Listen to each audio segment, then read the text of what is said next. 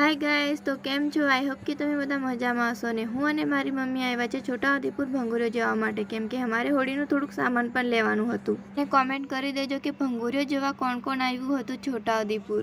તો મારી મમ્મી મને સૌથી પહેલા એની બંગડી લેવા માટે જ લઈને આવી ગઈ. ખબર નહીં એને બંગડી જ કેટલી ગમે છે, તો દર વખતે મને બંગડી લેવા જ લઈ જાય છે. અને પછી અમે લોકો આવી ગયા લસણ લેવા માટે, અને લસણ લઈને ત્યાંથી અમે લોકો નીકળી ગયા. પછી તો આ પ્રકારના પ્રાણી આપણને હવે દર વખતે જોવા મળશે, કેમ કે હવે હોળી પછી કવાંટનો ઘેર આવશે, મેળા આવશે, તો આ પ્રકારના પ્રાણી તો હવે જોવા જ મળવાના છે, હાથમાં પીપોડા લઈને. બસ પછી અમે લોકો આવી ગયા પાપડ લેવા, અને પાપડ લઈને ત્યાંથી નીકળી ગયા. અને પછી હું અને મારી મમ્મી આવી ગયા લસ્સી પીવા. અને છોટાઉદેપુર આવો તો લચ્છી ના પીવો તો શું કામનું. તો લચ્છી પીને અમે લોકો આવી ગયા મમ્મીના ચંપલ લેવા માટે. તો મમ્મીના એટલા ચંપલ લેવાના હતા, પણ મને પણ ચંપલ ગમી ગયા, એટલે પછી મેં પણ લઈ લીધા ચંપલ. તો ચંપલ લઈને હું અને મારી મમ્મી આવી ગયા અડદની દાળ લેવા માટે, અને હોળીમાં અડદના થેબરા બનાવવાના છે એટલે. તો અડદની દાળ લઈને અમે લોકો ત્યાંથી નીકળી ગયા. અને હોળી પછી કવાંટની ઘેરમાં કોણ કોણ આવવાનું છે કોમેન્ટ કરજો, કેમ કે હું પણ આવવાની છું કવાંટ. અને જેતપુરના મેળામાં પણ કોણ કોણ આવવાનું છે કોમેન્ટ કરી દેજો, કેમ કે જેતપુરના મેળામાં પણ આપણે આવવાના જ છે.